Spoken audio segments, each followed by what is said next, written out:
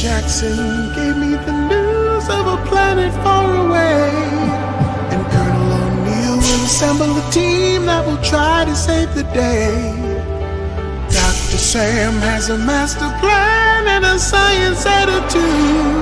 And the job for Teal'c, he's part of the deal with his trusty go-out. It's just a regular day at Stargate Command, and it might be hard to understand. Chevron 1 encoded. Chevron 2 encoded. Chevron 3 encoded. Chevron 4 encoded. Oh no, this is gonna happen. Chevron 5 encoded. Chevron 6 encoded. Chevron 7 flies. We have a stable world.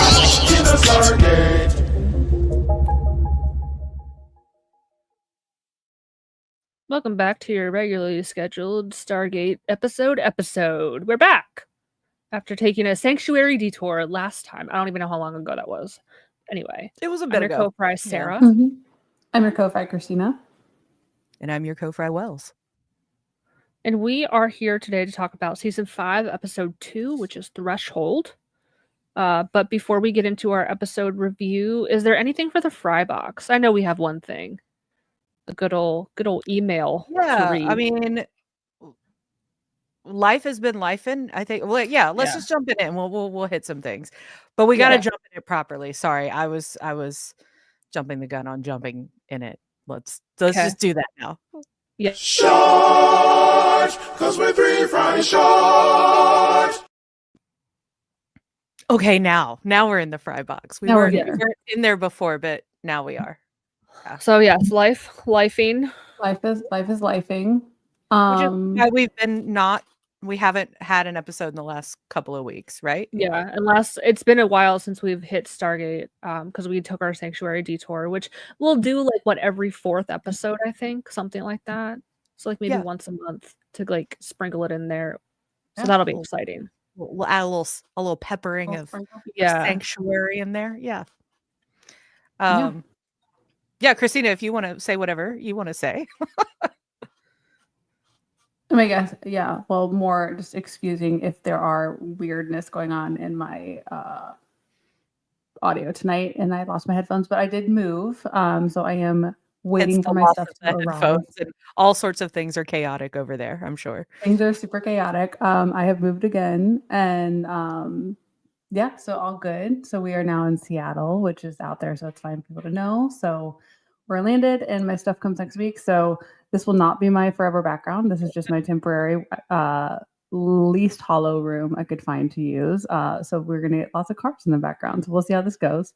I'm gonna come build you just a little thing with the little maybe a collapsible one. You don't have to have it up all the time. Yeah, that would be nice, right? It will be nice. Well, once everything is here, I do have a nice little alcove that I can finally build out. That was one of my things that was really high on the list, is being able to have a really nice space for me to do it. So once everything is here, I will be all good. But nice. So that's the little update and why a little bit of chaos over on my end, but all is settled now. Yeah. I think for everyone, we will be able to do maybe 2 weeks in a row if we're good, because I will be traveling, but I should be able to podcast next week. Love that for you. So which I was just frantically looking around during the opening theme song because my USB mic is somewhere and I have to find it in all the random things that I'm packing, including a ukulele, because why would I pack normal things? I'm having to find the portable podcast equipment. But yes, I should be able to podcast next week at least. And then after that, it might be a couple more weeks before we're back to normal, but what's going on? Why? I'm going to Vancouver, y'all. Well, yeah, but what's after that? Why is it going to take so long? Did I miss something? Is someone going on vacation? I'm going to be in Vancouver for 2 weeks. And then we might get one more in on the 24th. And then it's Dragon Con the next weekend. Oh, got you. Then it should be kind of more settled after that for me. When's Dragon Con again? It's Labor Day weekend. So it's the last of August / 1st August, of September. Got you. Okay. Yeah. But after that, it should slow down for a little bit as we finish the Embracing Mental Health book. Nice. Which is one massive reason why I'm going to Vancouver. So yes, we're so excited that we're getting there with it. Lawrence and Amanda and I had a meeting on Friday and we went over things, and chapters are forming, which is really exciting. I can't wait. Yeah, it's gonna be good. We're still looking for right around Thanksgiving, American Thanksgiving, so that everybody can get them for Christmas time I or love that. holiday time, if you will, to give as presents. That's perfect. Yeah. Cool. Yeah, so that's it. That's what I got. But yes, there is yeah. So it's still a little craziness in the summertime between all of us. And then Sarah, you have fall time craziness. You get to own it. I own the fall. Once November comes, that's All of it. on you. Yeah. Bring you all together. Yeah. Maybe one Yep. day we'll get like a pod. I still want to do like a PowerPoint presentation of like, meet Adam and Sarah's family. This is Sally Joe Reed. This is I hope you Jordan. do. He looks like Sam Elliott. So I yeah, love I was thinking about it, but anyway, we do have an email to read. Oh, Mara gosh, yeah. once again hitting us with the jokey emails, which we love to get. But of course, if you want to email any questions, Mara also emailed us a question about Sanctuary, which I thought was great. Like, what song do you? What was it? Like a song fic? Like, what song would you associate with the show Sanctuary or characters? So we're open to questions like that too. Like, if you have some kind of question like that, I'm down. I'm always loving to hear That question. So Somebody want- mentioned it again in the Discord for the companion. They were listening to the Sanctuary episode and they were like, and then there was the talking about the songs. So yeah, we love those questions. Everybody else loves those questions. So please, Yeah. we love your emails. Wait, I need to be at better at the air. There you go. Email us, please. It's a little email us at Silly 3 or Fry not. Short Podcast. The word, not the word, not the number. 3 Fry Short Podcast at gmail.com. Yep. Does anybody want to volunteer to read Mara's email? I can do it. Let me pull it up real quick. I also love if you have Apple Intelligence on, it will summarize it. And I think the summary is equally as hilarious as the email itself. This also came with an attachment. Yes. And I have some counter attachments that I would like to share. And I have them loaded in. We are going to find out together what Sarah means with these. So yeah. All right. So here is the email. Subject is accounting. Greetings. I am Carl from accounting, period. I am contacting you over the advertisement drama. There have been floods of complaints coming in about the lack of corn and saxophones in your advertising. I have begun drafting a quick release special edition poster for you to atone the audience with. Make sure to include selfies with corn from now on, and Wells needs to perfect a saxophone solo by next episode. 3 minutes total of solo saxophone break, and then 5 minutes of smooth jazz background music for Sarah's narrations. Christina will need to juggle corn while the narrations are happening. All caps, do not drop any corn on the ground. No notes for Sarah, but she will be rating both Wells and Christina's tasks. Until next time, I hope you have an unremarkable day. My milkshakes bring all the boys to the yard. Carl from accounting, corn emoji. Like, for anyone who is not in the loop of what's going on, you have to go back to listen to our previous podcast. I don't know. We're gonna send you on a hunt for it. I'll have to do a super cut of all we can put that into a short or something. Yeah, super that'd be good. The corn saga, as it were, and where it all started. This shit fries me every time, Mara. Hold on, I gotta read. So if you do the Apple Intelligence, here's the summary that it gives. Carlo from accounting is addressing complaints about the lack of corn and saxophones in the advertisement.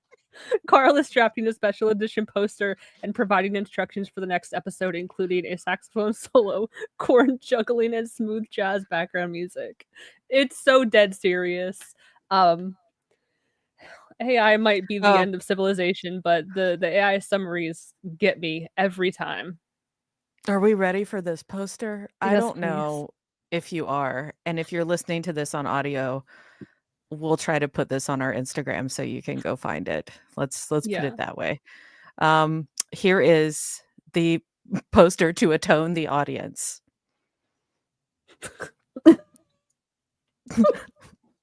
The photo of you, Wells, is the one from Shore Leave that you took with the Land of the Lost The land of the lost people in their people raft. in their raft. Yes. What yes. was the prompt that they gave you? They said look very scared and actually yell when we count down. And I did both of those things. Nice. You did fantastic. I understood the assignment. I Sarah, you look like you actually holding a giant saxophone, and like you look like the poster like at the performing arts center. I And appreciate the it's photo like, choice, Mara. Sarah Armstrong and her saxophone. I'm looking like, lovingly at both of like- you. I feel like I need to submit a photo for edit Christina, here. you're 'cause, just judging the shit out of both of us. like, for fuck's sake, everybody. She's like, I've got the sharp jawline in the group. Check it out. You know what? This thing to I'm not afraid. What was that? Because my Nefertiti Botox I got. I'm not ashamed of that, guys. That was Got you proud- yeah. snatched. Yeah. Yeah. So anyway, like I said, if you're listening to the audio of this, I will put that on our Instagram as soon as possible, along with the letter. We'll just post. Yeah.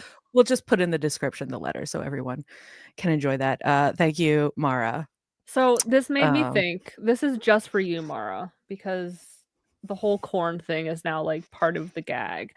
I love a trinket. We were talking about this before. Like I love like randomly finding a trinket in the wild. And I have a little corn man Lego that I found when I was working one night at the grocery store. I just found him like on the floor in the dairy aisle, and I thought he was the cutest thing ever. I've had him for years. He sits in my kitchen. So I would like to grant you a presence of my corn Lego man. There's a journey. Do you want me to Oh. just go in chronological order? Sure. Like as you took the okay. He went so to the here's- farmer's market. Oh, look at him. Oh my He's at the God. farmer's market. I love him so much. He's so cute. I love his mustache. I don't know where this came from, like what Lego set this is from. I have no idea. But I just thought he was the cutest thing ever. And then he's And then he continued on. He's like yeah, at the pumpkins. yeah. And then did he And then get he went home. tired and then go He went home? home. He was tired. And he lives in a pumpkin. But yeah, that one's for you, Mara. I love my corn man. I don't know. It's a little trinket. He lives in my kitchen. He brings me joy. He sparks joy. It's the stupidest shit. Wait, can you put it back up? Because Captain Swan, I'm reading comments, asked if that's a mustache because they thought he was just screaming. Can we? Oh see No, yeah, that? it's a this mustache. one might be the Oh, it does kind of look like a mouth. Yeah, he's got a mustache. The corn costume comes Oh, off. I thought he was doing that like. No, he's got a mustache. He's so cute. And yeah, so that's his mustache. And his corn jacket comes off and he's just like a regular Lego man underneath it. I don't know why this cracked me up, and I don't know. He's my I my love little it so much. This is what I mean when I say I love a trinket. Like I'm not trying to buy junk, but like sometimes it finds me and I'm like, "Oh, and then what are you treasure." to do? But But it's like try- a token. It's like a thing it's like a token that like has like a memory or like a thing that it like means something. It's so much silly and with it. cute, and Yeah. it brings me joy. So that's since you are always talking about corn, Mara, I thought of you, my little corn man. yeah, Anyway, are you ready to get into this episode? let's do it. What are your overall thoughts on this episode? Once again, we're talking about season 5, episode 2, which is Threshold. Amnesia check. We left off. We finally defeated Apophis. But did we though? I don't know. It's always a fucking mystery.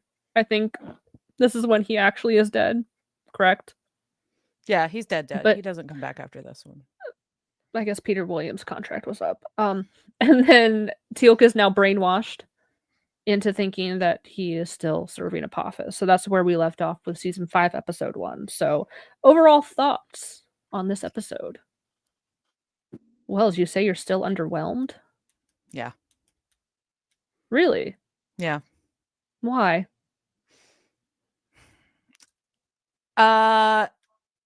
It I don't know. I feel like it might hit a trope that I'm not a huge fan of. Like the whole brainwash, deprogram sort of thing. I've never been a huge fan of that trope. I also don't like that nobody took Doc Frazier seriously and her Oh, yeah. concerns. That pissed me way the fuck off. So yeah, there's just a lot that like it would have had to have overcome a lot of like already things that I am not a huge fan of for Yeah. this episode to work for me. Let's put it that way. And I do feel like I feel like I saw this somewhere, maybe in your notes or whatever, but like the speed at which he went from bad to good or whatever and like made that decision back in the past, like it just doesn't, the pacing of it doesn't really do it for me either. So it hits a lot of different things that I'm just not a huge fan of. Christina? I don't have much to add to that other than I agree. I get really weird about any episode that talks about mental games and like mind stuff, and I don't know that I felt like this represented in an authentic way. But I don't know. I'll save it for the end. I think it's a necessary episode, but I think Wells articulated it way better than I could. But I have very similar kind of thoughts and feelings on it.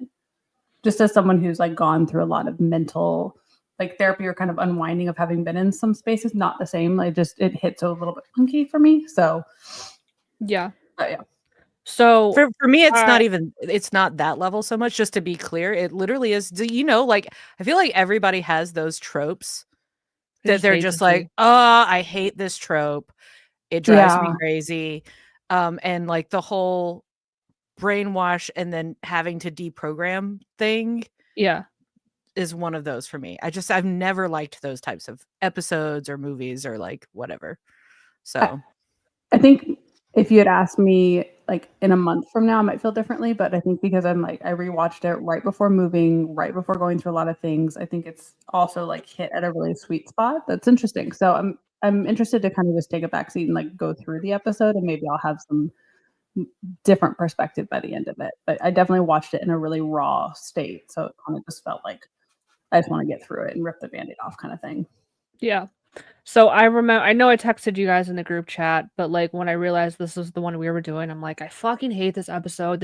Like I also am not a fan of like the brainwashing, like deprogramming trope. The only thing that saves this episode are the flashbacks for me personally. Because we never really got a Teal'c backstory in this way. We got the backstory of his family that he left behind. He has a son, he has a wife. I guess she's still out there somewhere. They did get the same actress that they had gotten in previous episodes, not the same one from the very first time we meet her, but the one since then. It's the same woman, so I appreciate that continuity. But we never understood like how Teal'c got to that point where he saved SG-1 in the pilot episode back in season 1. We never understood how he got there. So this gives us more backstory of like what led him to the path of saving SG-1 back in season 1. So for me personally, the flashbacks are the only thing that saves this episode. If this was just like a deprogramming where they're just like talking to him and trying to break him or whatever, like fucking snooze fest. I would not no. You know, though, here's my argument for why this episode still makes me mad. Stinks even out with loud. Even with the flashbacks. Every other character in the show is given multiple episodes to cover their backstory, like completely.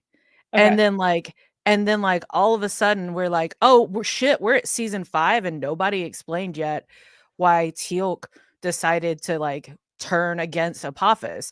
Better shove that all into one episode and make it happen really fast. And to me, that does Teal'c a disservice in that it could have been way more rich if if it had been spread out and we had gotten that story throughout the show, rather than, oh, we're halfway through. Farted out. They Yeah. didn't even know they were halfway. You know what I mean, though? Like, we're halfway through, like, the Yeah. show, the run of the show, and we haven't explained this to people yet. It's like they could have been doing that all along, and they could have spent more time back in those sequences and in those flashbacks to tell something way better, or to go deeper with it, basically, is my point. No, we get some bullshit half-baked romance between him and Shinnok. Mm-hmm. In your opinion, which is the worst ham-fisted plot line? Forever in a Day to wrap up Sha'Rai's storyline? Or this one? Because I still think Sha'Rai's storyline takes the cake for the fucking I worst. think we can say without saying some of the issues that this show and all of the others from the 90s had in relationship to women and other minorities. I'm noticing a theme here. There's a trend. There's a trend. So yeah, I was pleasantly surprised when I'm like, oh, I guess like I don't hate this one that much. I still am with you guys with not being a fan of like the deprogramming, because it's like, you know, that they're gonna do it. Like, this is the 90s. There was always a happy ending, and it wasn't like, you know, Game of Thrones, Ned Stark getting beheaded and everyone's like shook. So yeah, that's where I'm at. Ruin the show, Sarah. What if I hadn't seen Game of Thrones? Okay, do you live under a rock? Maybe. Just kidding. Sorry, can't help you there. Nothing pisses me off more when people are like, "Don't spoil." Thanks for spoiling it for me. It was about my X-Files video. I was like, oh, what was her name? I'm like, Carol. The show is 24 years old at this point. If you've missed it at this, I can't help you. It's good Lord. You've had ample time. You've had it. I can't. Bean soup theory. Anyway, bean soup. So we get a previously on Stargate SG-1. Go watch our last double-decker episode if you're not familiar. And we open our episode at the SGC. Jack greets Teal'c in a holding room, and Teal'c appears to be normal. He's like, oh, I'm good again. And I promise, with, you know, double pinky swear that, you know, I'm back to normal. Totally normal, nothing to see here. Yeah. He says it was the sarcophagus that led to his brainwashing. Mackenzie and Hammond are watching from the corner. We get a line from Mackenzie that's a little too gloaty. I hate it. I don't know. It's like, yes, we with our superior earth medicine. You convinced yourself, Teal'c. All I did was shine a light on something you already knew. Barf. I hated that. I don't know. I hated it so much. So they allow Teal'c to be put back on the roster, or do they? As they lead him out of the holding room, we run into Braytac. And they have a moment where they greet each other, but Braytac calls Teal'c's bluff immediately. Teal'c tries to make a break for it, but is ultimately zatted by Braytac. And Braytac reaches in and removes his symbiote. If Teal'c won't listen to words, they will have to try another way. Opening credits. In the briefing room, Braytac explains that their shitty Earth methods are not going to work. Obviously, SG-1 objects because this could kill Teal'c. But if they don't try this, then what? Like, he's just going to stay brainwashed. Like, they need to try something. So I have this, like, chunk of exposition from Braytac. Would anybody like to read that? I just mashed it all together. There was some, like, Daniel and, oh, really? What's that mean? But this is just the important stuff. Wells, do you mind taking this? My cats are anarchy in the background, so. I have seen your methods. You underestimate the hold Apophis has on Teal'c's heart. In time, you will have little choice but to lock him away, for he is far too dangerous an enemy to have in your midst. The right of Malsuran, the last right, that's what Daniel says, right? He's like, the last right, just in case y'all don't know language like I do, is the only way. To save Teal'c's soul, first we must take him to the very threshold of death. On Teal'c, it is said that when a warrior is dying, the events that forged him wash over his mind like a great wave. through his fever and hallucination, he will relive his true path buried beneath this lie. So basically, they're going to like engineer a near-death experience, like your life flashing before your eyes. Um, because when you think about it, like Apophis doesn't know all of Teal'c's experiences. He can't completely wipe those memories away. He didn't witness them. He doesn't know what Teal'c knows. So he has to access these parts of his memory to like help guide him back to where he needs to be. SG-1 questioned the efficacy of this method. Braytak has tried this twice in his 137 years of living, and neither Jaffa were able to survive. Oh, He those are considers, bad. yeah, he considers that they died free. Though he's like, listen, they tried, and I listen. I mean, I he had brought that point up already of like, Yeah, what you'd rather him just live like this forever? yeah. When he told them that Teal'c could die. And at the end of the day, like I do think that's what Teal'c would want. Like the real Teal'c, he'd be like, kill me, please. Like I do not want to live like that, and don't lock me away. Just put me out of my misery. So, you know, he considered that these Jaffa died free, and Teal'c would ask for the same in return, and we owe it to him. So I thought, yes, I agree. In the infirmary, Fraser is monitoring his vitals. His immune system is starting to fail, and she insists that they replace the symbiote, but Hammond already approved Braytak's procedure. Janet will plead her case to Hammond. She does have the authority to override him. So again, like, I don't know how they stopped her from, like, putting her foot down and being like, no, I overrank you or outrank you in this situation. Like, the only way I think she gets away with, or that Hammond gets away with it, is because Teal'c is alien. I think they also all got away with it because literally everybody was on the other side of the you know, like even Sam at one point, I forget. So there's something between Sam and Janet, and Sam like, I think we are doing something. You know, like, so like even even Janet's homie is like not not on her not side. very girl code of you, Sam. No. Hate to see it. So there is like this kind of nice dialogue between Braytak and Fraser. He says, "Do you count yourself among Teal'c's friends?" And she's like, "Of course." And he says, "Then stay. When time comes, he may need your help to fight his way back to us." This is kind of like Braytak's way of stalling her from going to like get Hammond. Also, note, I love the whole candle setup they have going on here to set the mood. There's like hundreds of candles, right? Around oxygen tanks. I was gonna say I have that in here also. I was That like, is some a poor minor detail. Yeah, I was like, who was the poor like intern they had? We're like, okay, we need you to light like a lot of candles, and they're just in there like lighting a fuckload of candles. Also, candles Listen, in I've run a medical- call of somebody who was on oxygen who lit their own cigarette and set themselves on fire. So it does happen, y'all. There's a warning for a reason, is all I'm saying. Good Lord. They're on oxygen and still smoking too. Sad. So, but anyway, we are not here for accuracy. We are here for vibes. Just They keep also that up.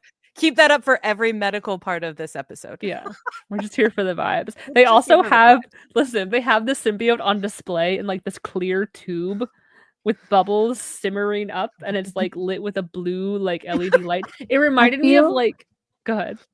I was gonna say it makes me think of like the ASMR TikTok lives that happen now, where like the setting, the mood, the bubbly, like symbiote, yeah. like it, like I'm like, okay, this modern day would be absolutely like a live stream, like symbiote, like moment. I don't know. Anyway, keep going.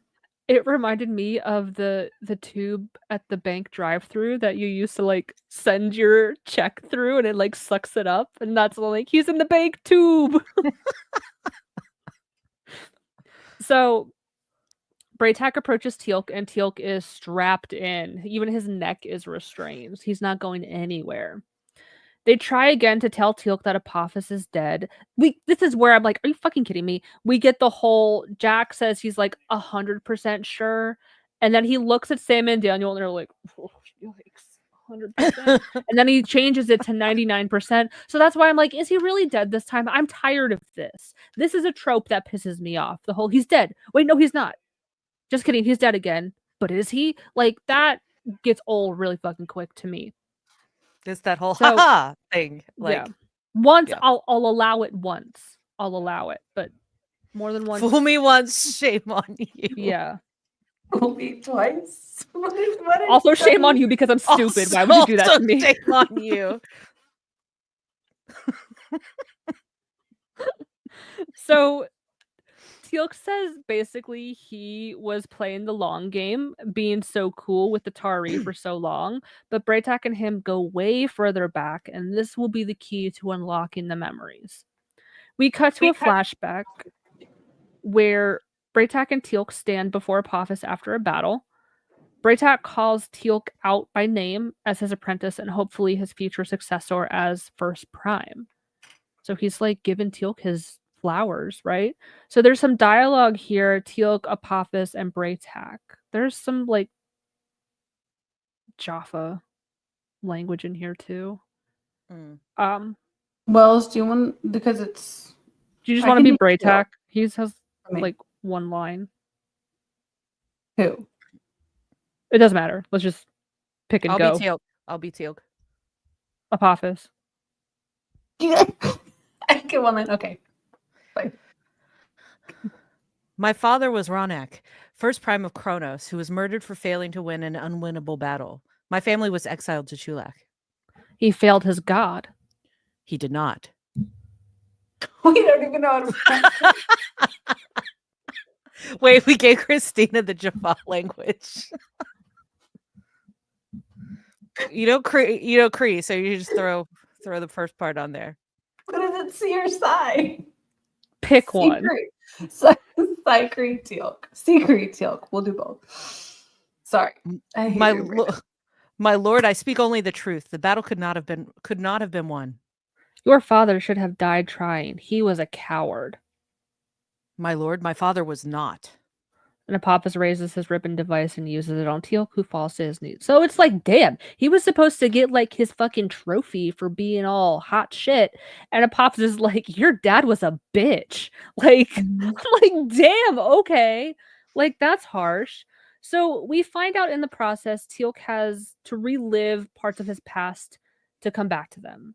Fraser wants to give him something for the pain, but Braytak insists that the pain is necessary. So we have another chunk of dialogue. There's Braytak, then there's a chunk that I'll read, and then there's Braytak and Carter. Okay, I'll take Braytak for this. That way you can go into Carter later. Cool. That works. Cool. Okay. All right. Teal'c's path was laid down with suffering. It is the path he must take to return to us. It is his unconscious mind we must reach. I know my ways are foreign to you, but I have known Teal'c longer than any of you have lived. I have walked his path. You cannot hope to understand the darkness in his heart as I do. He looks around. He goes, trust in me, all of you. So Braytak needs to like take a quick nap before things get really like up and running. He's like, I need to rest. I need a nap. He's like, I'm tired from my long travel of walking through the Stargate. Need a nap. The time zones are different on here. Listen, in I Teal'c. appreciate the realness. Sometimes you need a nap. So, So he insists that they all talk to him, challenge him, question his beliefs. It will be easier to get through to him without his symbiote. So Sam escorts him to like his little snooze fest, and we have some dialogue between him and Carter and Braytak. I hope you understand how difficult it is for us to just stand by why Teal'c is in such obvious agony, especially Dr. Fraser. Humans concern themselves too much with pain. Yeah, we also don't approve of torture. The greater torture would be to leave him as he is. Teal'c is strong, stronger than I. Oh, I don't. You're the fittest 130-year-old I know. Perhaps, but I am nearing the end of my time. Kelnorim is more and more difficult. The symbiote I carry within will mature within 2 years. It will be my last. Why? Even if I could procure another, the new symbiote would reject me. It is how the warriors die.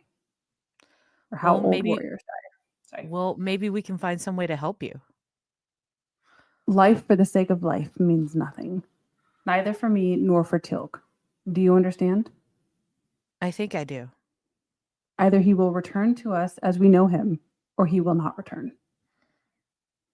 So we get some interesting lore drop about Jaffa Mhm. physiology, which I don't even know what to believe anymore because continuity was not that great in this era of television. How many like actresses did they get to play the Golden Girls' children and like however many children they had, or like Dorothy's sister? Like the only recurring character that remained the same was like Stan and Miles. Like so this is where we're coming from, right? So I think they do retcon a lot of like Jaffa how like their physiology works. So I thought this was still interesting even if they don't like keep up with this, but Braytak is saying like, "Hey, once this symbiote matures, I'm not going to be able to get a fresh one. Even if I do find one, they're going to be like, this house sucks. It's old and falling apart. I don't want to live here."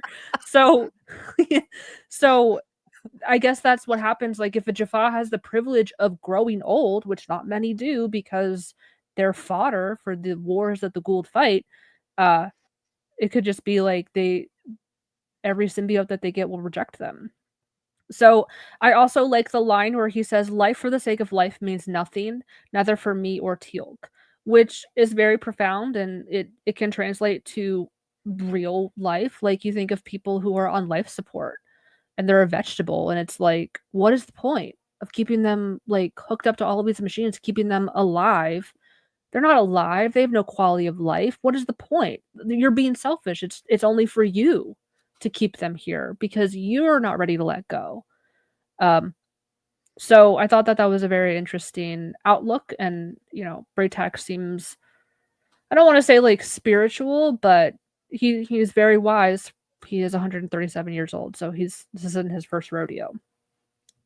Jack and Daniel begin the process of talking to Teal'c, and we get another flashback. Teal'c is talking to one of his Jaffa buddies about meeting Apophis and how he was actually punished instead of rewarded. His buddy is like, "Hey man, if you got punished, you done fucked up somewhere. Like, you must have, because Apophis is a god, so like he can't be wrong." And Teal'c said, "This was not for the battle. What god would punish a son for loving his father?" And we could tell at this point, like, something is not sitting right with Teal'c. He's confused. He doesn't understand. He's like, what the hell? So this is where we get the fucking Daniel and Jack side comedy show that's going on between them. So do you guys want to read that? Sure. It comes back up. It's important. Valar, is that what he said? I thought he said velour. Velour? Velour. The fabric? That's what I heard him say. Why would he say that? I don't know. Why would he say Valar? I don't know. Teal'c says, "Valar was my friend." So we get a moment of clarity from Teal'c. He appears to be himself. He says the right of Malcheron was successful and he's no longer the enemy. Luckily, Jack doesn't buy it. Teal'c goes on to tell him how Valar was one of his buddies he served with in Apophis' guard. He insists they return his symbiote or he will die. They ask what happened to Valar, and Teal'c says he failed his god. Womp womp. There it is. He's fucking faking it. And O'Neill gets a good, his god, you mean that scum-sucking, overdressed, boombox voice snake in his head. Latest on our long list of dead bad guys, so Teal'c knows the jig is up, and he says that no Jaffa can survive the right of Malcheron, and they are allowing Braytak to kill him. He calls out to Braytak to face him, and we get another flashback. Teal'c is blindfolded, and he is sparring with Braytak. Braytak sneaks up on him, and Teal'c is annoyed. He's not blind, so what's the point of this? He challenges Braytak to spar without his blindfold, and Braytak is like, "Oh, just because you think you can beat me." And Teal'c is like, "Yeah, you're an old bitch, and I'm younger and stronger than you." So the sparring commences, and Teal'c gets his butt kicked. So we have some dialogue between Braytak and Teal'c. All right, Braytak says, "There are no second chances in battle. You have ears to hear and eyes to see, but you will not learn. Shall I put us both out of our misery?" He activates a staff weapon and points it at Teal'c's face. The choice is mine. Who can stop me? Apophis? Yes, So you believe our Lord Apophis is all-seeing, all-powerful. he is a god. Is he? In battle, Teal'c, faith will not save you. Blind faith least of all. He kneels down and pulls Teal'c upright. Rely on your own strength, your own wits, or you are no use to me. So, cut back to the infirmary. Daniel is trying to use logic to reason with Teal'c, and we get a flashback to him with his wife, Dreok. She is trying to convince him to rat out Braytak for being blasphemous about what he just said. You know, Apophis is not all seeing. Insert rant about how much I fucking hate the way Teal'c talks to her. Woman! Listen to me, woman! I hate it. I hate it so much. In the infirmary, Daniel is like, did he just call me woman? So Sam comes to check on how everything is going. She and Janet talk by the symbiote water cooler and wonder what will happen. Water. That's what it was giving. I'm like, ooh, let's have a quick That's a chat by the sticker. water A water cooler. cooler, but the symbiote. with blue light. Yes. Yeah, that's it. Jot that down. They wonder what's going to happen to the symbiote if Teal'c dies. Janet says, she's like, it's not going to be my fucking problem because I'm going to quit. I'm going to blow this pop stand because y'all are pissing me off. She's like, yes. You've all turned on me. Jack and Daniel comedy show continues. So we just assume our roles. Yeah. Carter says, so is it working? Has he said anything? He talked about fabric briefly. He just called me a woman. So I think it's working. Well, something's happening. Could you imagine being Sam and walking through like, what are they talking about? She's used to it at this point. Like, what is he like making a fucking quilt? What do you mean fabric? You going to Joanne? R.I.P. Joanne. R.I.P. Joanne. So it's Sam's turn to sit with Teal'c, and it seems like Teal'c has a moment of clarity. He tries to appeal to Sam like he did with Jack and Daniel. So there's some dialogue between the two of them. I can take Teal'c for this one, so you can take Carter. Do you believe in a god, Major Carter? This isn't about me. How would it be if you were punished for loving your god as I love mine? It's not the same. But I can't help what I believe. You believe in freedom, Teal'c. You believe in justice and protecting people from false gods. You despise everything Apophis was. This one hit a little close to home here, talking about God and you can't help what you believe. I have a whole listen. We'll get to it in the discussion, but I thought this was very poignant. We get another flashback. After a battle, Valar is talking to Teal'c. The battle did not go well. He got his butt whooped. Things didn't go Even well. though, yeah, they sent an entire battalion, but they were just outnumbered by Ra, and Ra sent some gliders down and cooked them all. So Valar begs for mercy, and he's like, I'm not a coward for retreating, bro. I was going to go back with more buddies and like kick their butt. There is no profit to merely fight and die.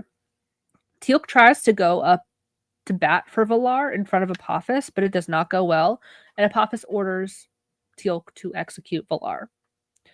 Teal'c makes a big show of parading Valar through the ship, calling him a traitor. They both take the rings down to the planet where the battle was just lost. And Valar is at peace with his fate. He's like, listen, I don't blame you for what you got to do. I understand. I suck. I totally get it. And he knows what Apophis will do to Teal'c if he lies, because Teal'c cuts his restraints, and he's going to let him go. And again, like Valar had already accepted his fate, and he knows that, you know, if Teal'c lies to Apophis, he's like, your fate will be worse than death. Because Apophis is all knowing. But Teal'c insists, and Valar leaves to find a nearby village where he can find shelter.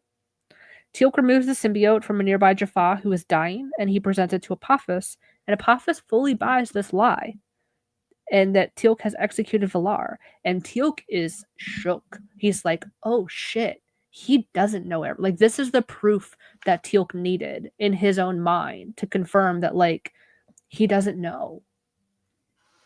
And he got away with it, too. Mm-hmm.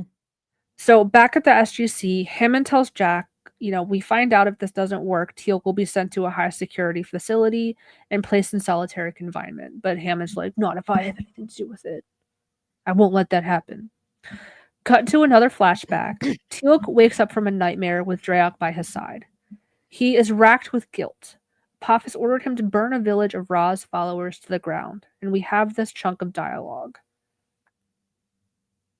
Sure. It's Teal'c. Yeah, it's Teal'c in like a one Dreyak line. You want Teal'c? Sure. You want? I cannot close my eyes without seeing the innocent faces of the women and children who lived there. A Jaffa lived there also, a warrior named Valar. I banished him to that village to save his life, only to take it away for fear that Apophis would learn my secret. I put my own life before that of an entire village and that of a dear friend. No, you had no choice. I did have a choice. We're gonna revisit this "I had no choice" thing in the discussion. I have prepared things, but we find out that Teal'c ended up killing Valar anyway because he was so afraid that Apophis would find out that he lied to him that he ended up dying anyway. And Teal'c is like, he is racked with guilt about it. He's having nightmares and waking up. And at this point, we see that Dreyak is pregnant with Ryak, and she tries to tell Teal'c that their son will have a good life in a real home provided by Apophis, and it is the best they can hope for. But if that is true, why does Teal'c feel so ashamed? Cut to another memory of Teal'c and Braytak. Teal'c was just made first prime, and he is like super happy. He's like skipping through the snow, like ready Like, to tell look at Apophis. my fresh gold tattoo, bro. Like, Right? I upgrade. But Braytak is not happy at all. So we get this dialogue between the two of them. All right, so Braytek says, you know as well as I what the Gould truly are. We pretend, men like you and I. So we may advance in rank and privilege, but do not pretend to me now. You know the truth. Can you look me in the face and say otherwise? my entire life you have prepared me for this day. Why? I saw the spark of doubt in you, and wisdom to keep that doubt to yourself, unto yourself. I saw you play the game with those who would play God. If I do not believe in him, how can I serve? Because there is no other choice but to serve. The Gould are powerful. They've seen to it that we cannot live without them, and so it may be for all time. But neither can they live without Jaffa. We are their true power. As first prime, that power will be yours. When Apophis throws his armies into the fire, you will be there to temper his sword, and in so doing, you may save countless lives, as I have done in my time. And you have done all these things against his will? His will can be made to bend, but not always. I have done deeds for which I cannot forgive even myself, as will you. Men such as you and I have only the comfort of those times we make a difference. He places he- his hand on Teal'c's heart. Just make a difference. I loved this. I thought this really interestingly explained Braytak's point of view. He's like, I am one guy doing the best I can in the shitty system that we exist in. And that's all that we can do at this point. Like, so some people may agree with it. Some people may think like, no, he should rebel. He should have done this and this and this. But I think he was playing the long game. He's like, I gotta do this covertly. I may not be able to save them all, but I can save some. So that was the Braytak's point of view. Cut to another flashback where Teal'c is meeting SG-1 as prisoners. He's talking to Braytak, pointing them out, and Braytak is not convinced, but Teal'c sees a strength in them, and he can sense that they know freedom. But in Braytak's mind, the best fate for them is that they aren't chosen as host and get a quick death. So this is where they kind of converge. This is where their ideologies shift. Braytak is like, there's nothing we can do. We can only hope for the best. But Teal'c is like, no, I'm going to put my chips in this basket and see what happens. And this is where Teal'c kind of chooses a different path than Braytak. Instead of like continuing to work as first prime of Apophis, he's like, I'm going to break away with these people. I believe in them. Back in the infirmary, Teal'c crashes. Right as Janet is about to return his symbiote, Braytak stops her. He tells Teal'c he must choose. return to those who love freedom, or die in the name of a false god. We see the memory of Teal'c being ordered to execute SG-1. They make the choice to reimplant the symbiote, but it's not enough, and they have to use the defibrillator. The memory continues, and we see Teal'c make the choice again to save SG-1. We get a flood of all of the memories he's had since saving them and honor them. I love this part. I thought like the editing was super cool, like how it got really fast and like the sound effect. We see like flashbacks to like 1969 where he like stops the bus, and I thought it was really cool to see all of those kind of like one after another. And then back in the infirmary, we see Teal'c has been brought back and he is fully himself again. The right has succeeded, and Janet is happy that she doesn't have to quit now. Although, girl, you should. You would have Continue. had plenty of reason to. Yeah. Once again, he pledges his allegiance to Earth and wishes to return to SG-1, which Hammond grants. That was a pretty quick episode. Like Yeah. going through the rundown, it was pretty quick.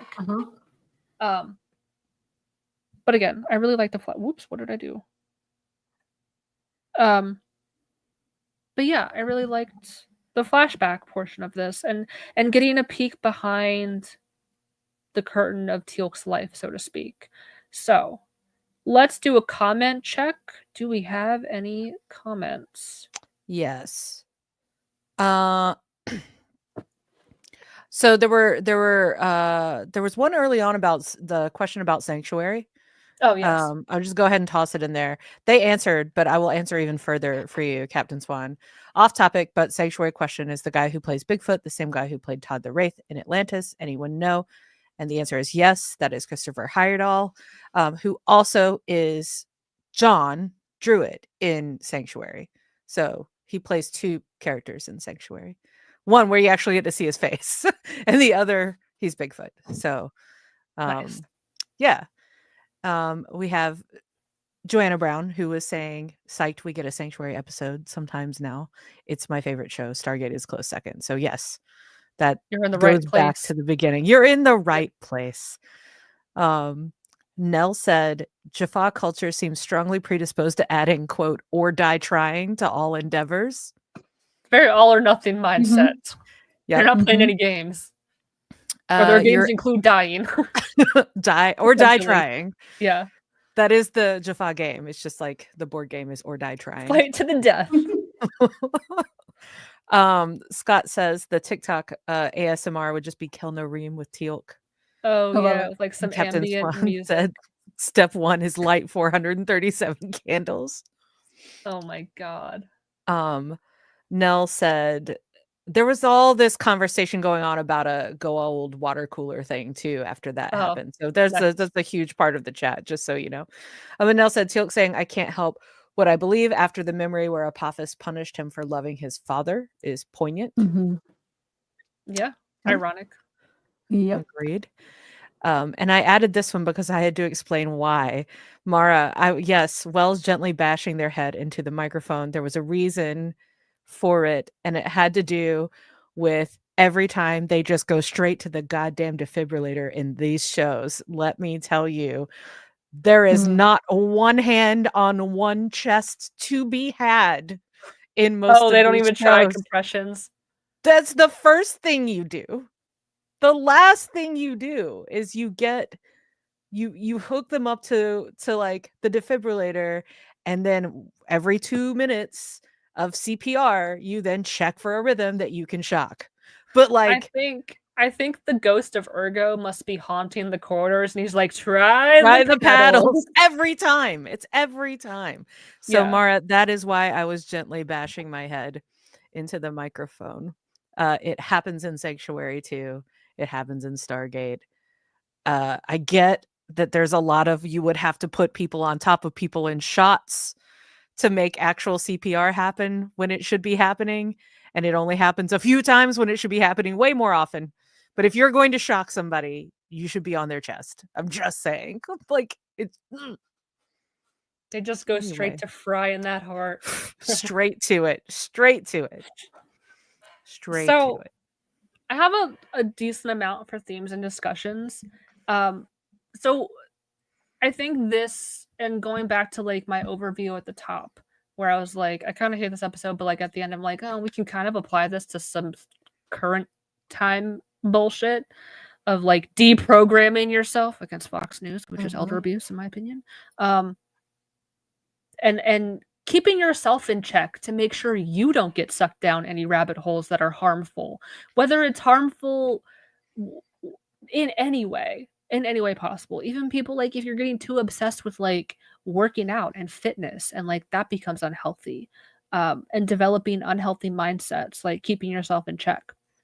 So we know Teal'c was truly reformed and we need to reach that good part of him, right? The way I see it kind of flip-flopped in people today, in people we know today, or in our life today. We think of somebody as good only to find out later that they're actually a piece of shit or have really harmful ideologies. Like you can grow up with people, live your whole life with them, be their fucking family member, and you think they're good because you're raised a certain way, whatever. And then only over time do you realize they've actually been a piece of shit this whole time. Or like you see it more clearly as you get older and you're like, whoa, wait a minute. What the fuck? Like you are kind of deprogramming yourself to see people how they truly are. And then the thing that I think of the most, and this is something that like was one of like my greatest fears at this point, is like you hear about this all the time, like the switch up in relationships where you can be with somebody, they can be the most perfect partner, loving, kind, generous, and then the moment they have you on lockdown, which could be you getting married to them, you moving in with them, you having a kid with them, a switch flips and they just turn into the worst person ever because they think, I've got you trapped now in the situation. I got you to move away from your family across the country. I got you to marry me legally. I got you to have a kid with me. And now I can do whatever I want because I've trapped you. And they switch up and their true colors come out. They've been hiding who they were the entire time. So I kind of thought like that's also another extension of this, like finding out somebody isn't who they truly said they were. So it's kind of like the opposite of what, because we know Teal'c is good from what we've seen of 5 years, 5 seasons of him. And we just have to get back to him. But in the real world, I think a lot of it is the reverse, where it's like we think somebody is good, but then they're actually a huge piece of shit or have like really harmful beliefs that you didn't realize they had the entire time. Thoughts? I'm trying to think of anybody that I spent that much on that then turned out to be not that. I'm coming up short personally. I think I'm the target audience for this. I mean, I've never I've personally never had a relationship, a friendship or otherwise, not just relationship, where it got to a point before I caught something like that. You know what I mean? So like I've just never. What about family? Because I know like you kind of have expressed in the past, like your dad was NASCAR and your mom was NPR. Like, Yeah. what was it like growing up with that? And did you ever have a moment where you realized like, oh wait, like we No, don't I always align? knew. My dad used the N-word in front of me one time and I punched him Stop. as hard as I could. So like How old were that's you? what I'm saying. I was probably 7 or 8 years old. Wow. So like that's what I'm saying. I'm a seat shaker, Sarah. Like Yeah. I've just never gotten to that like point. I mean, clearly I couldn't like leave my dad at 7 years old or whatever. Yeah. But I did speak up and and to like he never did that shit in front of me ever again. So Yeah. like that's what I'm saying. I don't have that sort of thing. So I'll kick it up to Christina. I don't know. I don't know. And my family members that are more conservative, like there's no like snake in the grass situation. You're aware. That makes Yeah. sense. Where I've always been aware. So I've always Yeah. like been careful and known like where to place myself and how to protect myself in situations. Yeah. basically. Yeah. I don't. And Christina, I'll let you go. But like, I think we're kind of aligned in the same area, because where I grew up was a very like white, non-diverse area. And like, when you're surrounded by that for all of your life, you grow up thinking certain things, you're exposed to certain things. You pick up certain beliefs or viewpoints from your parents. And it took, for me to move away, and then to go back and see it with fresh eyes. And I'm like, oh, yikes.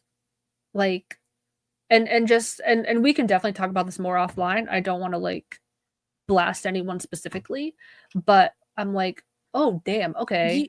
You see it more Sarah, clearly. Sarah, you know how they say, I've heard a lot of people say, especially when you're talking about racism specifically, that northern racism is a lot more dangerous and scary than more southern subtle. racism, because Yeah. it's more subtle. And that's what it comes to.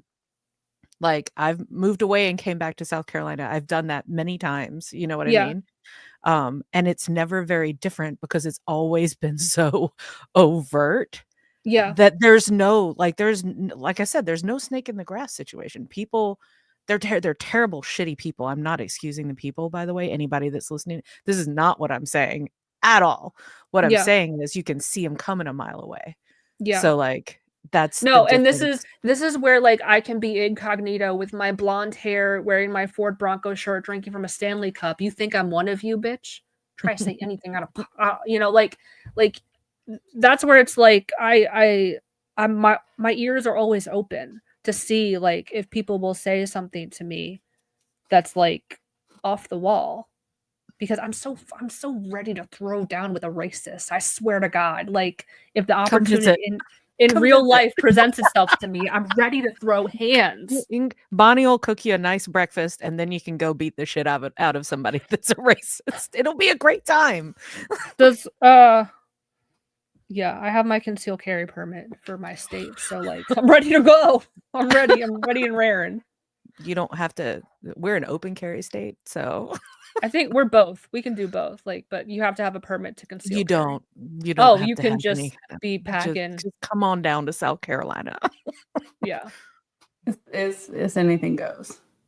Yeah. Anyway, I'll be super transparent. I am probably not going to add any commentary that I'd like to have, because I'm recognizing my own triggers right now, as I have just come off of some triggered states for the past few weeks. So I'm going to not open up some wounds and talk about that.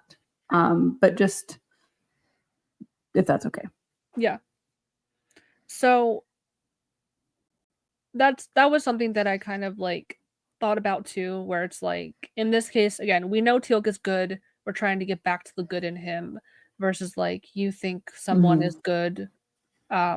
You grow up with them, whatever. You're friends with them. You can be friends with someone and then they just like drop something completely out of left field and you're like, "Oh, you're a piece of shit. Like you're not my friend. What are you serious?" Like, so this could also be viewed as a drug detox. We could kind of view it that way. Like the way he's restrained, the way he's like it kind of gives the vibe of like going through detox. Harmful religious ideologies and how even the most fanatical are not safe, like Valar in his story. He was the one that was telling Teal'c, hey, if you got punished, you must have fucked up somewhere. Like he was an Apophis fanboy, and that didn't save him. At the end of the day, Apophis came for him anyway. And that I can't say it enough. At the end of the day, no one is safe. It's like the pick me gays that are MAGA people these days. Oh my God. They don't care about you guys. They don't. They Like, hate you. No, so much. And like, I don't know if we were having this conversation as a group or Sarah, if we were in a side conversation, but I think it's because I shared a video about like truly no one is safe, because it's like, who do you think is going to go fight these fucking wars or be on the front lines of whatever fucking bullshit's going on? Your children. Your children. Your children are going to be the ones So you can be MAGA all you want, but who is going to go fight for your fucking side? Your fucking children, your loved ones. They are going to die. They're going to get hurt. They're going to be, and it's like you are not in a fucking bubble the way you think you are. And there's this book that I'm halfway through, and because I'm doing it in doses, but it's They Thought They Were Free, and it's a journalist with families from Germany, and where they thought they were free, they thought they were immune, and they thought, and it's an interview post the war about really what that was like for them, and nobody is untouchable. Everybody is impacted. And to think that you can just live in a bubble is fucking stupid and asinine. And like, you can't just be like, la, la, la, not my problem. No, it's your fucking problem. You're going to get hurt. Yeah. Well, so we did talk about this on the side because this was something, because yes, who's going to go fight in that war? Your children are. And then this is where they parade around like the fucking honorable death, dying for freedom, dying for your country. And it makes me think, I will always talk about this movie because it fucking haunts me. It's called Free State of Jones. It's with Matthew McConaughey. It's about the Civil War, and Matthew McConaughey plays a real life person called Newton Knight, I think, who was a Confederate soldier who deflected. And he, in the very beginning of the movie, he meets up with his young relative, I think it's a nephew, and he's trying to get him somewhere safe, and his nephew ends up dying. And one of his buddies, Matthew McConaughey is getting ready to take him home, take the body home, and one of his buddies is like, he died for a good cause. And Matthew McConaughey is like, no, he just died. And I'm like, fucking yes, that's what it is. There's no, he died for freedom, he died for a good, no, they're still dead. They're dead. What more, how much, like, I don't know. It just frustrates me when like this whole narrative of like an honorable death for some fuck ass war that a billionaire started because they had a dick measuring competition with another billionaire leader somewhere else. You know what it makes me think of? And it takes me back to like my middle school, high school days with evangelical Christian, like upbringing, Billy Graham crusades, all that bullshit. And like I grew up in that fucking bubble, like Michael W. Smith, like all of that Newsboys. That was like my jam. Young man. That was my jam. I was so in the cult. And I remember going to Billy Graham crusade, and it was after Columbine had happened. And this is like, I was actually thinking about this with like the Teal'c moments, so like those moments where the cracks start to really crack. I remember them being like, there's no better ultimate sacrifice than be a martyr for Jesus. And they fucking used the like kids that were killed in Columbine as pawns for their religious campaign. And I threw up. I went to the bathroom and threw up. And I was like, what the fuck is going on? They've got their names like up on a fucking big Jumbotron screen, like martyrs for Jesus. No, they fucking weren't. You were using them to now further your agenda. And that gross shit, like that's what this makes me think of, is just the weaponization of whatever they can to get to your core, to put fear in you enough, but then also make you feel like this is the ultimate battle. So to your point, it's like dying for Jesus, dying for a cause, the ultimate cause. Well, there's no fucking cause. Yeah. You're dying to further their fucking agenda. And that's it. And at the end of the day, again, getting back to the point, they hate you. What did he say? He said something like he loves stupid people. He thinks you're stupid. They hate you. They look at you like you are garbage, like shit on the bottom of their shoe. They hate you. They're just using you. And like, it's very frustrating that people don't see that. So yes. We learn more about Braytak's character and how he was doing the best he could. I already said this, in the corrupt society that he was in. Then we get I to think this there is whole... something new. Can we say just something about that really quickly? As someone who has, and we've talked about it before, gotten very active in activism since January. I think a lot of people think that they have to be able to do big things or they can't do anything at all. And so I think Braytak talking about it like this, like as one person, I can do this stuff and I can make a difference that way, is a very good point for people to think about. in times like today. Like, yeah, Yeah. even if you um rallies are driving me crazy these days anyway, so I'm not even going to use that as an example, but like Mhm. you can bring a few cans of food to a food bank. You could literally do anything and it's going to make a difference as one person. You don't have to do the broad grand gestures all the time. You know what I Yeah. mean? Yeah. So I appreciate Braytag like saying that in Mhm. that moment. And I think it is a very good lesson for everyone these days. Mhm. Even in how you just talk to people. Yeah. I got You to gotta say this, Gotta Sarah, on cheese our pill 'em. oh, you got a cheese pill, and we got to have this conversation on the panel at Shore Leave Yes. about, They you laughed. They thought it know, was hilarious. yeah, Sarah threw out the cheese pilling people with sci-fi, and people loved it. But at one point, I was talking about people coming up and saying thank you for things that I was just like, oh, I'm just like trying to talk to you or be a decent person. So, Yeah. but apparently, the standard is not just being a decent person anymore. No. It's rough out Anyway, there. the point is, be like Braytech.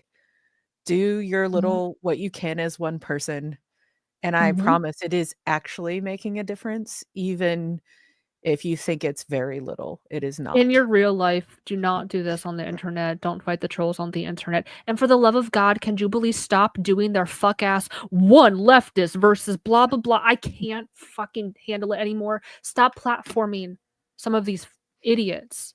It's only Yeah. like I don't care if you get a viral clip of them getting owned. You're still giving people platforms that should shut the fuck up.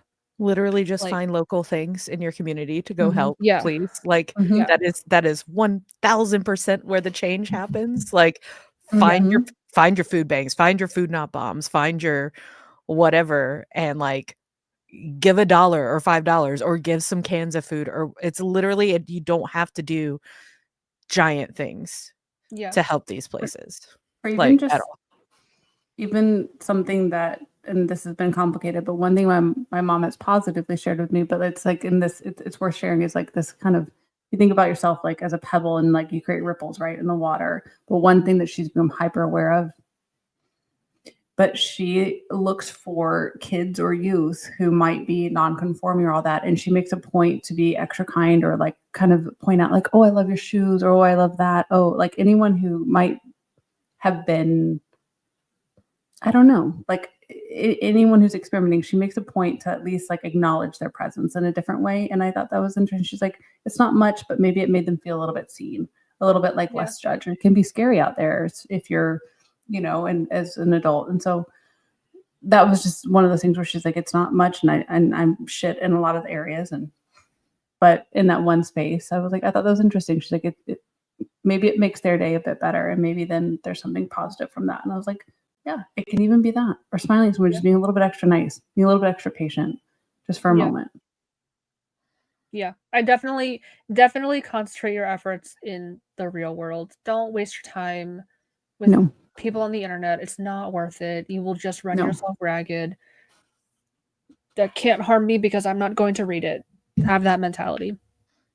Mm. Um, the last chunk that I wanted to get to is the whole mentality of I had no choice. Teal'c says this to Drayak when he wakes up from his nightmare. He didn't have a choice. He was just following orders. And this mentality was a popular defense that former SS soldiers used on trial after World War II. Yep. This was their whole thing. We were just following orders. And I found an article which I have linked. So I'm going to read some excerpts from it. It's very interesting talking points. Few defendants at any of the trials denied the accusations made against them, and often their own testimony was used to convict them. Otto Ohlendorf, a former commandant of, I'm not even going to try and read that, was sentenced to death for the murder of about 90,000 Jews, Roma, Sinti, after admitting that he had ordered his men to kill children as well as adults. His defense was simple. He was just following orders. Another defendant, Rudolf Haas, a commandant at Auschwitz, used the same defense. He explained, "Don't you see? We SS men were not supposed to think about these things. It never even occurred to us. We were all so trained to obey orders without even thinking that the thought of disobeying an order would simply never have occurred to anyone, and somebody else would have done it just as well if I hadn't. I really never gave it much thought to whether it was wrong. It just seemed a necessity. So this is quite horrifying in my opinion. Um, and even if this was a legitimate defense, spoiler alert, it's not. Even if it was a legitimate defense and they're saying, yeah, we did that, we knew it was wrong, but we were doing is what we were told, then you should accept your fate as guilty and whatever punishment they dole out to you, in my opinion. Like, Mhm. there's no remorse. There's no accountability. We were just doing what we were told. Any To thoughts me, on this that's before I it feels. continue? I mean, it's not worse, but it feels icky and different than the people that were doing it because they actually believed what they were Yes. doing. Yes. These people went, I know this isn't right, and did it anyway. Yeah, because Mhm. someone told That's me to. yeah. Yeah. It's like you And were saying I'm not before. like It's like it's you were weird to saying that say, but no, it's like the secret racism that we have up north here, our brand of racism versus like yeah. the southern where it's like, well, at least they're honest about it and I know who they are. But then with other people where it's like this dirty little secret or it just comes out of nowhere, it's like these people where it's like we knew it was wrong, but like they But told hey, us we to were do it. told to, Yeah. so not on us. That's Mhm. like So even that sounds even grosser to me. Yeah, in some yeah, ways. the And that's article weird to say. continues. Yeah. The judges at Nuremberg rejected the following orders defense. Thank God someone had half a brain cell.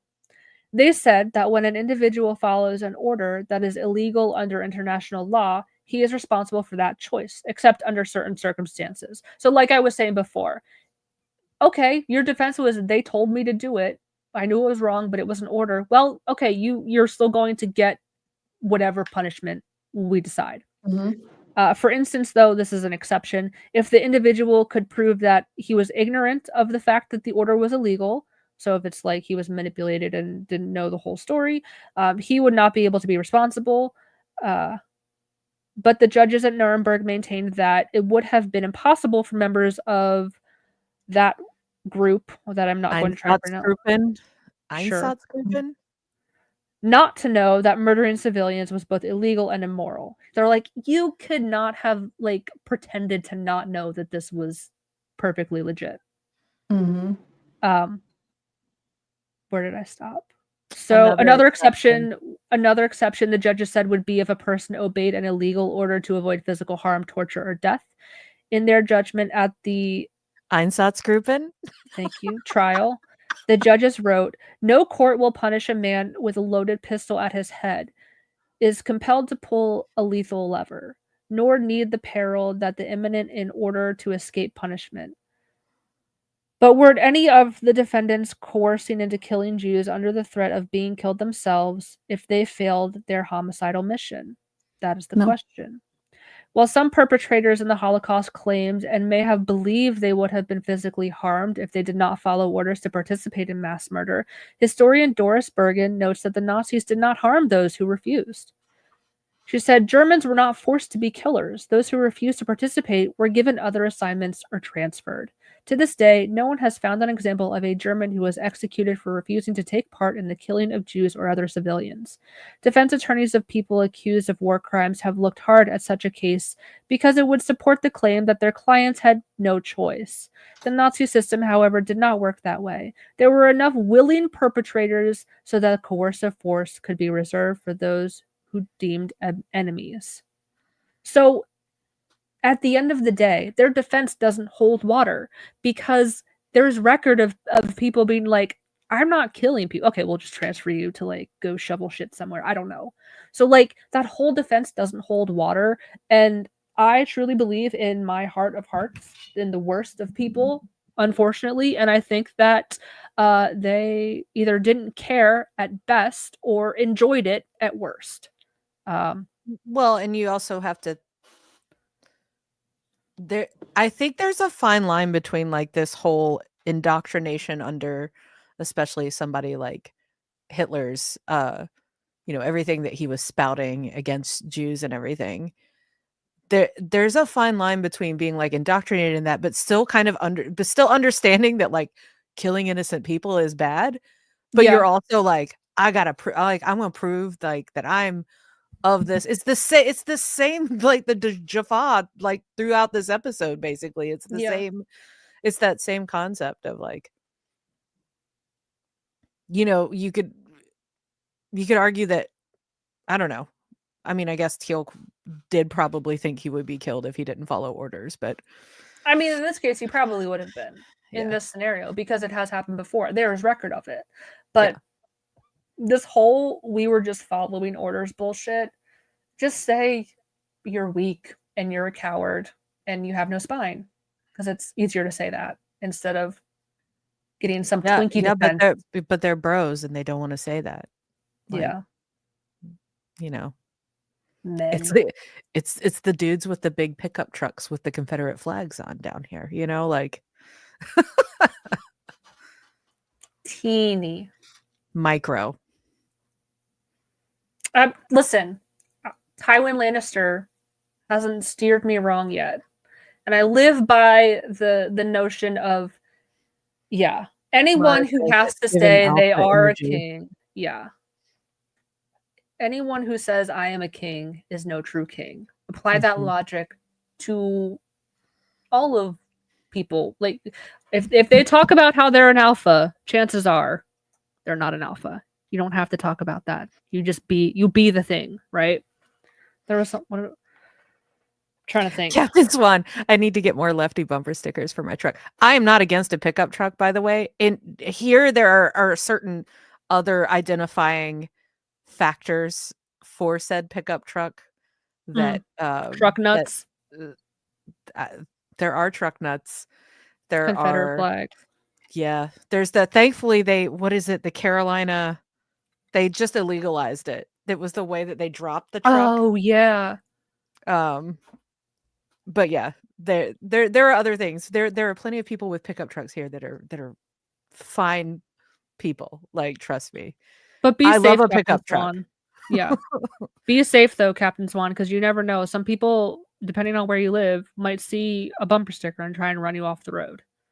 I think they're in BC. They're in Vancouver. Lucky. But still. Well, they were just talking in the chat how there are parts of BC that are very conservative. So, for sure. Yeah.